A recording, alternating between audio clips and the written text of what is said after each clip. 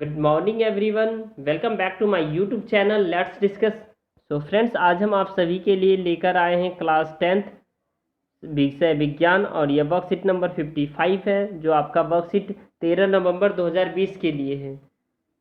Friends, आज का worksheet आप सभी के लिए 5 to 7 मार्क्स के लिए है और यह 5 से 7 नंबर आपको लाने के लिए इस वीडियो को कंप्लीट आपको देखना पड़ेगा, तब जाकर के 5 से 7 नंबर आपका कंफर्म हो जाएगा बोर्ड के एग्ज़ाम में। तो इस लेकर के इसे स्टेप बाय स्टेप देखिए, स्किप मत कीजिएगा दोस्तों। और अगर आप हमारे चैनल पे नए हैं तो हमारे चैनल को सब्सक्राइब कर लीजिए और बेल आइकन को प्रेस कर लीजिए ताकि आपको लेटेस्ट नोटिफिकेशन मिलता रहे, क्योंकि इस चैनल पे 1 से 2 दिन पहले आपको वर्कशीट की सॉल्यूशन प्रोवाइड कर दी जाती है। ओके फ्रेंड्स, तो आइए स्टार्ट करते हैं। देखिए, ये इन्फिनिटी पे जब ऑब्जेक्ट रखते हैं तो उसका इमेज कहाँ बनता है। जब सेंटर, ये देखिए इन्फिनिटी पे जब ऑब्जेक्ट रखते हैं तो अब इसका जो क्या कहते हैं इमेज कहाँ बनता है। उसके बाद जब सेंटर से परे, यानी सेंटर यहाँ देख रहे हैं, इससे परे जब ऑब्जेक्ट को हम रखते हैं तो इसका इमेज क्या होता है। उसके बाद आप नेक्स्ट इमेज में देख सकते हैं, जब सेंटर पर हम ऑब्जेक्ट को रखते हैं, ठीक है, तो इसमें इमेज का क्या फॉर्मेशन क्या होता है। और जब हम सेंटर और एफ के बीच, यानी सेंटर ऑफ कर्वेचर और ये एफ के बीच हम ऑब्जेक्ट यानी वस्तु को रखते हैं तो इसका इमेज फॉर्मेशन क्या होता है। जब हम एफ पर, जो एफ देख रहे हैं यहाँ पर, हम जब जो है ना वस्तु को रखते तो इसका इमेज फॉर्मेशन क्या होता है अवतल दर्पण में। और जब हम पी एंड एफ, पी और एफ के बीच में जब वस्तु का इमेज पी और एफ के बीच में रखते हैं तो इसका प्रतिबिंब कैसा होता है, प्रतिबिंब का आकार कैसा होता है और प्रतिबिंब की प्रकृति कैसा होता है। तो आइए इसे एक एक करके डिटेल में डिस्कस करते। तो देखिए, पहला है दोस्तों, जब आप अनंत पर वस्तु को रखेंगे, अनंत पर वस्तु को रखेंगे, ठीक है, अनंत पर वस्तु को, यहाँ देखिए अनंत पर ऐसे जा रही है, अनंत पर जब वस्तु को रखेंगे तो ये जो इसका जो इमेज बनेगा, प्रतिबिंब की स्थिति होगी वो कहाँ पे, एफ पर बनेगा, ठीक है। और इसका प्रतिबिंब का आकार कैसा होगा, तब प्रतिबिंब का आकार अत्यंत छोटा और अत्यंत छोटा बिंदु का होगा, आकार प्रतिबिंब का छोटा बिंदु का होगा। उसके बाद इसका जो प्रतिबिंब की प्रकृति कैसी होगी, वास्तविक होगी और उल्टा होगा। ये आपको फर्स्ट कंसेप्ट क्लियर हुआ। अब हम सेकंड पे देखते हैं। इसी में देखिए, यहाँ आप देख पा रहे हैं, जब हम वस्तु सी से परे रखते, यानी सेंटर से परे यहाँ वस्तु हम रखे हुए, ये वस्तु है, ए जितना है सारा वो ऑब्जेक्ट है दोस्तों, आपको समझ लेना है। ए जहाँ जहाँ लिखा हुआ ये सारे वस्तु है, ठीक है। तो वस्तु से परे रखते हैं तो प्रतिबिंब की स्थिति सी और एफ के बीच में बन रहा है, ठीक है, सी और एफ के बीच में बन रहा है। देखिए यहाँ आप देख पा रहे हैं। उसके बाद आपको जो इसका जो प्रतिबिंब का आकार है वो छोटा होता है, प्रतिबिंब काफ़ी छोटा दिखाई देता है। और फिर वस्तु उल्टा, वास्तविक व उल्टा इसका प्रतिबिंब बनता है। अब हम देखते हैं वाले इस वाले क्वेश्चन, इसे देखिए, इसको हम देखने वाले हैं। जैसे कि अगर हम सेंटर पर, ठीक है, सेंटर पर अगर वस्तु की प्रतिबिंब को रखते हैं, जैसे ये वस्तु की प्रतिबिंब है, इसको सेंटर पर अगर हम रखे हुए हैं तो इसके प्रतिबिंब की स्थिति क्या होगी, इसके प्रतिबिंब की स्थिति होगी दोस्तों सी पर बनेगी, ये सी पर प्रतिबिंब बनेगी, जो यहाँ सी दिख रहा है। उसके बाद आप देख पा रहे हैं इसके जो प्रतिबिंब का आकार होगा वो आकार जो है ना बहुत ही जो क्या समान आकार का होगा, ठीक है, और वास्तविक व उल्टा होगा। अब उसके बाद आप सी और एफ के बीच में हम रखेंगे तो जैसे देखिए ये वस्तु है, ये सी और एफ के बीच में हमने रखा है इसको, ठीक है।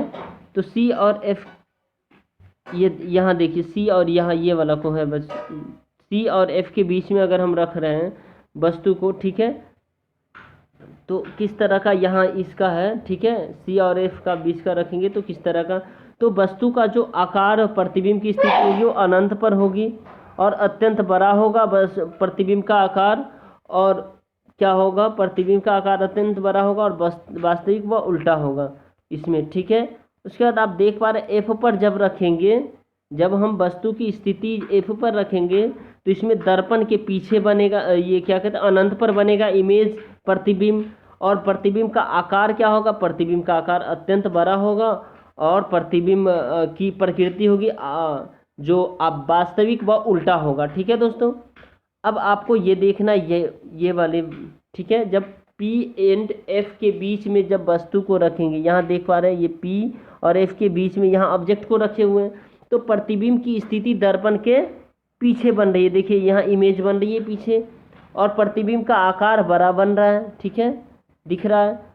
और प्रतिबिंब की प्रकृति आभासी व सीधा हो रहा है। ठीक है दोस्तों, अब देखिए, अब हम आते हैं यहाँ उत्तल दर्पण के द्वारा प्रतिबिंब के रेखा चित्र। उत्तल दर्पण में प्रतिबिंब का रेखा चित्र किस तरह का बनता है ये आपको देखना है। देखिए, वस्तु की स्थिति अनंत पर होगा तो प्रतिबिंब की स्थिति दर्पण के पीछे बनेगी। जैसे वस्तु, ये देखिए यहाँ अनंत पर ये ऑब्जेक्ट, यहाँ जहाँ जहाँ ए है ये सारे ऑब्जेक्ट है आपका, ठीक है, वस्तु है, ये सारे वस्तु है। अब प्रतिबिंब का आकार अत्यंत छोटा बिंदु का आकार होगा और प्रतिबिंब की प्रकृति आभासी व सीधा होगा। उसके बाद प्रतिबिंब की, जब वस्तु की स्थिति अनंत तथा दर्पण के बीच में रखते, जैसे वस्तु की अनंत और दर्पण के बीच में रखते हैं, ये वस्तु है और ये दर्पण के बीच में हम रखे हुए हैं, ठीक है। तो आपको देखिए यहाँ पे जो है ना, प्रतिबिंब की स्थिति दर्पण के पीछे बनेगी और अत्यंत छोटा बिंदु आकार का होगा और आभासी व सीधा प्रतिबिंब बनेगा। ओके फ्रेंड्स, तो आई होप आपको ये समझ में आया होगा। अगर आपको फिर भी नहीं समझ में आया तो कमेंट सेक्शन में आप कमेंट कर दीजिए, मैं इसको एक एक करके मैं इसका जो प्रॉपर तरीके से वीडियो बना दूंगा ताकि आपके 5 से 6 नंबर कंफर्म हो जाए। ओके फ्रेंड्स, अब देखिए इसमें जो गिवन क्वेश्चन है इसके सॉल्यूशन को देखते हैं। वाहनों में उत्तल दर्पण का प्रयोग क्यों किया जाता है? एक छात्र वस्तु के समान आकार तथा वास्तविक प्रतिबिंब प्राप्त करने के लिए कौन सा दर्पण प्रयोग करेगा तथा इस व्यवस्था का रेखा चित्र बनाओ और अवतल दर्पण की फोकस दूरी ज्ञात करने के लिए क्रियाकलाप आपको लिखना है। ओके फ्रेंड्स, तो आइए इसे डिस्कस करते हैं। यहाँ देखिए आपका क्वेश्चन नंबर फर्स्ट है, जो वाहनों में उत्तल दर्पण का प्रयोग क्यों किया जाता है? क्योंकि सामान्यतः वाहनों के पश्च दृश्य के यानी पीछे का जो दृश्य होता है, बैक साइड के दृश्य के रूप में उत्तल दर्पण का प्रयोग किया जाता है, क्योंकि इसमें ड्राइवर अपने पीछे के वाहनों को देख सकता है और समतल दर्पण की तुलना में उत्तल दर्पण ड्राइवर को अपने पीछे के वस्तु बड़े क्षेत्र को देखने में समर्थ बनाते हैं, इसीलिए ये यूज करते हैं। ठीक है दोस्तों, अब क्वेश्चन नंबर हम सेकंड की तरफ बढ़ रहे हैं। क्वेश्चन नंबर सेकंड बहुत ही आसान है। एक छात्र वस्तु के समान आकार तथा वास्तविक प्रतिबिंब प्राप्त करने के लिए कौन सा दर्पण प्रयोग करेगा? समान आकार तथा वास्तविक प्रतिबिंब, इस क्वेश्चन को आपको याद रखना है। ये आपके एग्जाम में आए हुए हैं 2018 के एग्जाम में दोस्तों, तथा इस व्यवस्था का रेखा चित्र बनाना है। तो आइए, एक छात्र को वस्तु के असमान आकार तथा वास्तविक प्रतिबिंब प्राप्त करने के लिए अवतल दर्पण का प्रयोग करना चाहिए और वक्रता केंद्र में वस्तु को रखा जाना चाहिए। अब ये चित्र के माध्यम से देख लीजिए। देखिए ये जितना है वस्तु है, ठीक है, वस्तु को क्या वक्रता केंद्र के में, जैसे देखिए ये फोकस पर इसका बन रहा है इमेज और ये वक्रता केंद्र के बीच में रखा है। ठीक है दोस्तों, तो इसको आप आसानी से इसे आप उतार सकते हैं। ठीक है, अब देखिए, अब आपको हम क्वेश्चन नंबर थर्ड कराने जा रहे हैं। अवतल दर्पण की फोकस दूरी ज्ञात करने के लिए क्रियाकलाप लिखिए। ये इम्पोर्टेंट है, फिर भी उतना ज़्यादा इम्पोर्टेंट नहीं जितना होना चाहिए, लेकिन ये नहीं, उद्देश्य ये सब लिखना इम्पोर्टेंट नहीं है। उद्देश्य चलिए ठीक है, फिर भी हमें क्वेश्चन में दिया हुआ है तो उसे आपको सॉल्व करना है। उद्देश्य अवतल दर्पण की फोकस लंबाई निर्धारित करना। सिद्धांत है, एक गोलाकार दर्पण लीजिए जिसका परावर्तक सतह अंदर की ओर मुड़ी होती है, अर्थात गोले के केंद्र की ओर के चेहरे को अवतल दर्पण कहा जाता है। एक समतल दर्पण की तरह प्रकाश के परावर्तन के नियमों का पालन करता है और सूर्य या दूर के बेर जैसे दूर की वस्तु से आने वाली प्रकाश की किरण को एक दूसरे के समानांतर माना जा सकता है।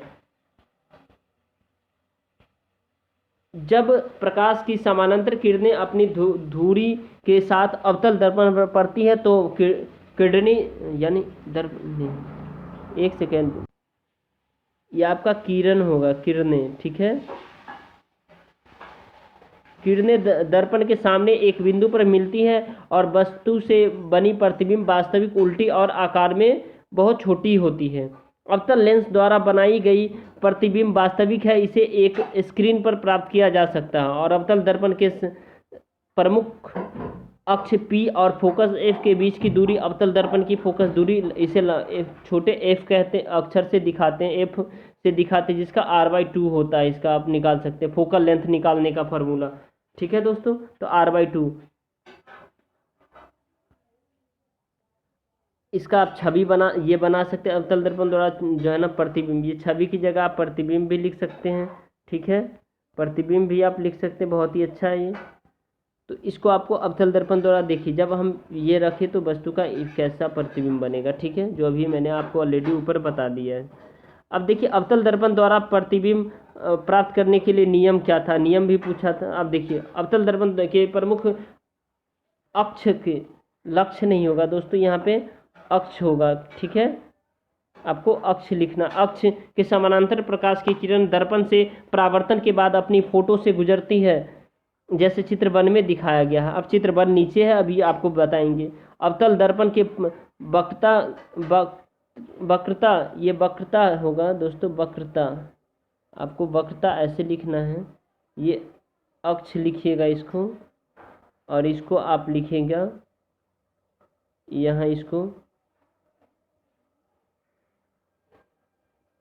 वक्रता। ठीक है, वक्रता के केंद्र से होकर गुजरने वाली प्रकाश की किरण वापस उसी अक्ष पर परावर्तन होती है, उसी बिंदु पर, या बिंदु लिख दीजिए यहाँ पे।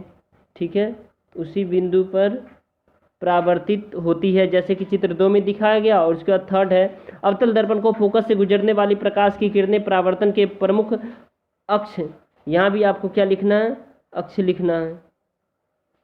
दोस्तों टाइपिंग में मिस्टेक हो जाती है, लिखता हूँ कुछ, लिखा जाता है कुछ, खैर कोई बात नहीं, आप लोग इतना समझदार है, मैनेज कर लेंगे। अक्ष के समानांतर हो जाती है, जैसे कि चित्र 3 में दिखाया गया। तो आइए इसे हम दिखा रहे हैं आपको। देखिए ये चित्र 1 है, ये चित्र 2 है, चित्र 3 है।